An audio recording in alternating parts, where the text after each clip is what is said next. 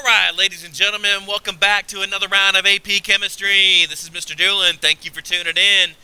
Today what we're going to do is we're going to take a look at a pre-lab that we're getting ready to do, and our lab is going to focus on a technique called Gravimetric Analysis. And Gravimetric Analysis is really kind of a complicated name for something that's relatively simple.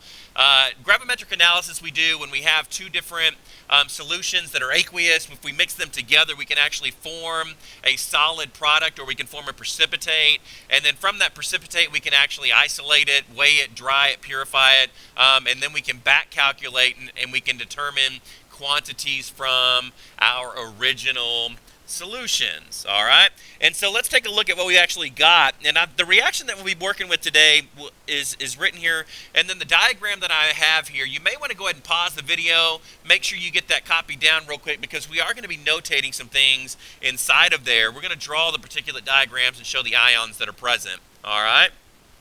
Okay, so now that you got the drawing done, one thing that we want to take a look at and point out, remember the gravimetric analysis, we're going to take two aqueous solutions, right? Those are both in liquid, they're both dissolved, and then look over here, notice we form a solid product plus another aqueous solution, and so we can use the chemical property of cadmium sulfide, the insolubility part of it, so that we can actually take a look and identify and isolate that cadmium. So what we're going to do with this today is we are going to try to isolate cadmium.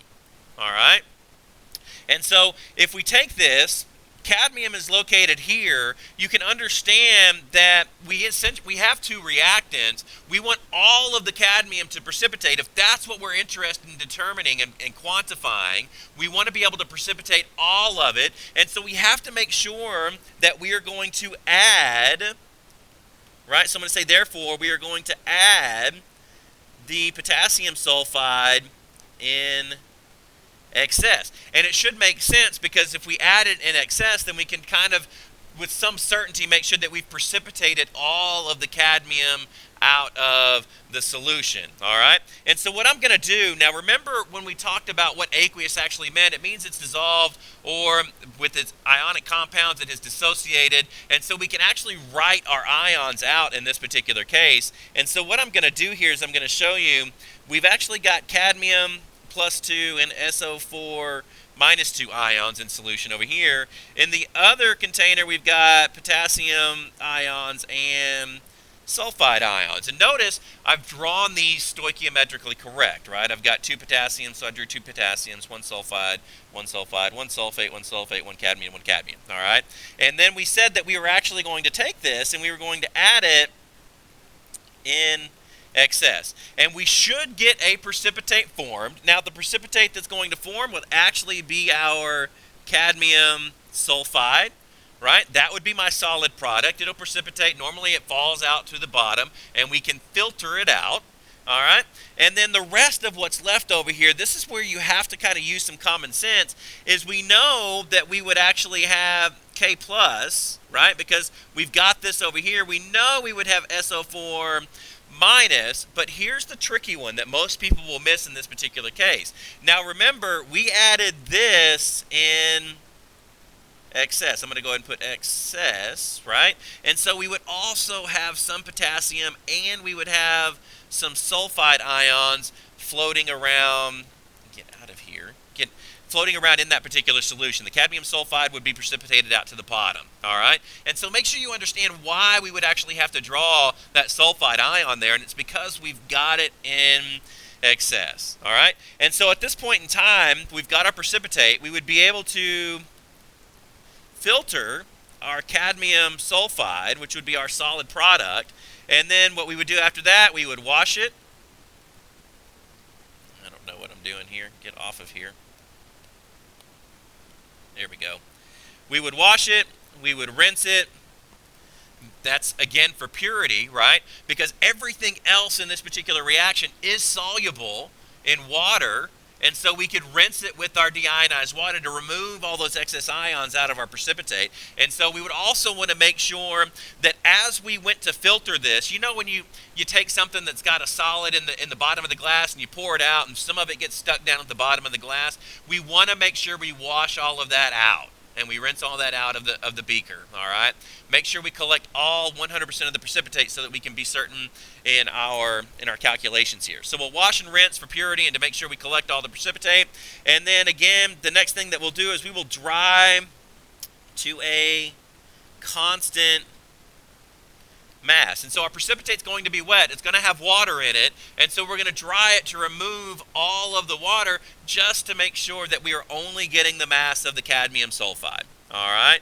And so again, now that we've got a pure sample, I'm going to go ahead and erase what we've got here on the board. Actually, I'm not going to erase all of it. So it'll seem like I jumped, but I'm going to erase a bunch of this stuff out so that we can actually do our calculations, okay? All right, so here we're back. We're going to go ahead and make the assumption, pretend that I went and did the lab and I've dried it to a constant mass and that my precipitate weighs 0.982 grams. So I've recovered 0.982 grams of cadmium sulfide. And then one of the questions that we may run into is, what was the original molarity of the cadmium sulfate? So what was the original molarity in that solution, right? And so what we understand is that if we figure out the amount in moles of cadmium, we can actually go back and determine that molarity. So the first thing that we want to do is we actually want to take our grams and convert them to moles. Well, if you do formula mass on this, I've got 0.982 grams of cadmium sulfide. I'm going to divide that by 144.47, that's grams per mole, right? Grams actually cancels out, and this is going to give me 0.00680 moles of cadmium sulfide, right? And so again, at this point, this is that whole understanding of what we've got here. I know both of these multipliers are 1, and so I technically have 0.00680 moles of cadmium, and I also have 0.00680 moles of sulfide. And remember, we are only concerned with the cadmium in this particular case because we want the molarity of this original solution up here, all right?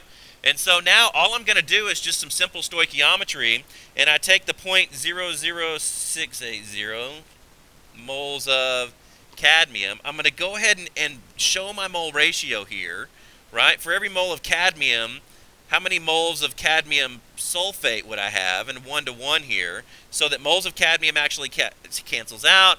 I'm left with 0.00680 moles of cadmium sulfate.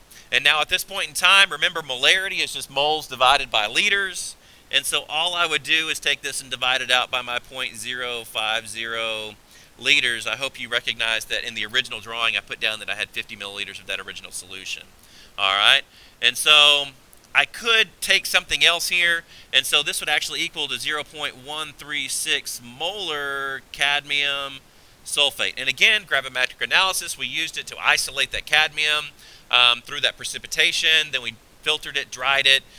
We could also figure out and determine mass compositions here because we can't take moles of cadmium sulfate and convert it to mass of cadmium sulfate if we wanted to, just to understand that there's other directions that we can take this that would just be stoichiometry, right? Just a different version of the stoichiometry. So hopefully you don't have any questions to that. If you do, make sure you got them down in your notes. We will get to them in class, and I will see you there.